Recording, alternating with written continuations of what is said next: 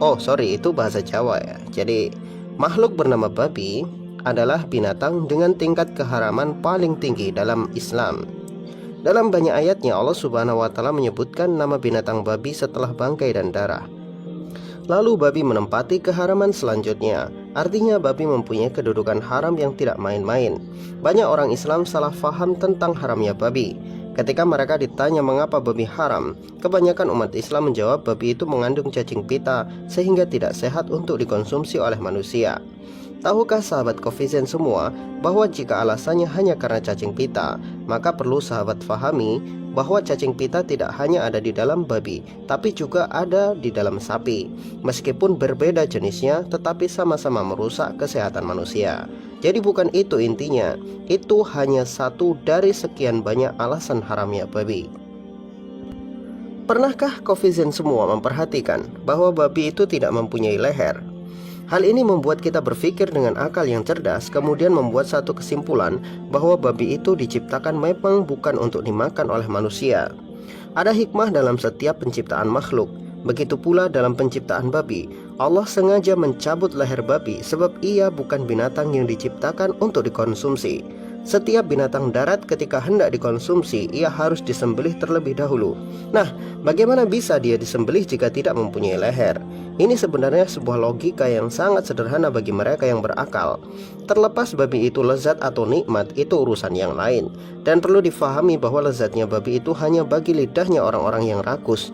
Bagi mereka, lidahnya orang-orang yang beriman tidak akan seperti itu. Bagi orang-orang beriman, daging kambing yang dibuat sate adalah yang paling nikmat. Ya, saya setuju dengan itu. Saya pernah ditanya oleh orang-orang kafir, mengapa orang Islam tidak memakan babi? Mubazirlah, udah diciptakan tapi nggak dimakan. Ya, dengan santai saya kemudian jawab, lah besok bapakmu atau ibumu kalau mati ya jangan dikubur, goreng aja buat dimakan. Kan mubazir, daripada dimakan belatung mending ente makan, lumayan buat tambahan gizi. Ya, seperti itu jawaban saya. Orang-orang kafir selalu mempunyai banyak alasan untuk menghalalkan babi. Tetapi bagi umat Islam, cobalah Anda berpikir bahwa ketika Anda melihat babi, Anda bayangkan bahwa tumpukan daging babi adalah tumpukan kotoran yang menjijikkan. Coba Anda perhatikan baik-baik bahwa para ilmuwan modern telah menemukan fakta bahwa babi itu adalah seekor binatang dengan segala keburukan di dunia ini terkumpul di dalamnya. Ada 3 keburukan babi yang menjadi alasan mengapa binatang ini layak dikatakan sebagai makhluk terburuk di bumi. Pertama, seperti yang kita ketahui bahwa babi mengandung penyakit yang sangat berbahaya bagi manusia. Cacing pita itu baru sebagian kecil dari penyakit yang dibawa oleh babi. Padahal kita tahu cacing pita pada babi itu berbeda dengan cacing pita yang ada pada hewan lain. Cacing pita dalam babi tidak mati meskipun dimasak dengan suhu mendidih. Ini suatu perkara yang sangat merepotkan. Bakteri dan virus mungkin cukup dimasak dengan suhu mendidih akan mati. Tapi cacing pita ini suatu yang mungkin adalah kutukan nyata di dalam babi. Bisa dibayangkan mereka yang suka makan daging babi, bahkan belum mati tubuh mereka sudah dipenuhi oleh cacing-cacing yang menjijikkan. Selain itu, daging babi adalah daging yang tidak steril meskipun dicuci bersih. Hal itu disebabkan karena kantong penyimpanan kencing babi sering bocor dan merembes bercampur darah. Darah itu mengalir ke seluruh tubuh babi. Jadi bagaimana Anda bisa membersihkan kencing babi yang sudah menyatu dengan darah? 2. Babi adalah makhluk paling jorok dan paling rakus di muka bumi ini. Babi sangat suka tidur di atas kotoran yang dicampur air kencingnya sendiri. Ini membuat tubuh babi bahkan tidak layak disentuh oleh manusia. Babi juga terbiasa memakan hal-hal jorok seperti kotoran dan cacing-cacing tanah. Saya sendiri dulu ketika masih SMP kalau pagi bantu bapak nyadap karet di ladang, biasanya pagi-pagi betul sudah ada babi-babi di kebun karet. Babi-babi ini mengeruk-ngeruk tanah dengan congornya yang tajam untuk mencari cacing, makanan paling ia sukai. Bisa dibayangkan betapa kuatnya congor babi ini bisa digunakan untuk mengeruk tanah. Dan harus Anda ketahui, saking rakusnya babi ini, biasanya dia akan memakan kotorannya sendiri. Jika masih tidak puas karena rakusnya, maka dia akan memuntahkan isi perutnya lalu dimakan lagi. Naudzubillah, summa naudzubillah.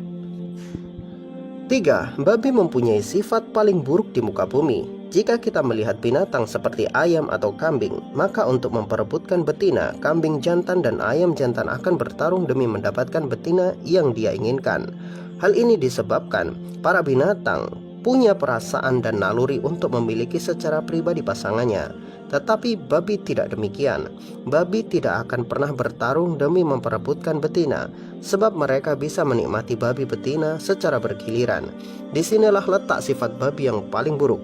Coba Anda bisa bayangkan jika manusia punya watak seperti babi. Satu wanita dimiliki oleh 10 laki-laki. Inilah yang disebut watak paling buruk di muka bumi. 3 hal inilah alasan utama Allah Subhanahu wa Ta'ala mengharamkan babi bagi manusia. Allah tahu apa yang terbaik bagi hamba-hambanya, namun manusialah yang terkadang tidak mau berpikir dan selalu melampaui batas. Orang-orang barat mempunyai slogan, "You are what you eat." Kamu adalah apa yang kamu makan. Tetapi kenyataannya mereka memakan segala yang mereka inginkan. Sahabat semua, inilah alasan-alasan logis babi itu haram. Leher babi yang sengaja Allah Subhanahu wa Ta'ala hilangkan adalah sebuah isyarat bahwa babi diciptakan bukan untuk dimakan. Tetapi bukan berarti binatang lain yang punya leher adalah halal. Tidak seperti itu juga, keles. Ya, binatang-binatang lain selain babi mempunyai nilai haram yang lebih rendah dari babi. Contohnya adalah anjing. Tapi tetap saja meskipun mereka tingkat haramnya lebih rendah, tidak dibiarkan dan tidak dibenarkan bagi manusia, terutama kita orang muslim, untuk makan hal-hal yang haram seperti itu. Harus diingat baik-baik bahwa yang Allah haramkan itu pasti lebih sedikit dari apa yang Allah halalkan. Untuk apa kita makan hal-hal yang haram, padahal perbandingan halal dan haram itu 1:100.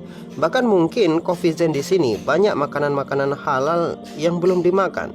Ada kepiting, ada udang, ada lobster, ada cumi-cumi, ada gurita. Kira-kira sudah Kofizen udah pernah makan itu belum? Kalau belum angkat tangan ya. Berarti Anda katrok sama seperti saya.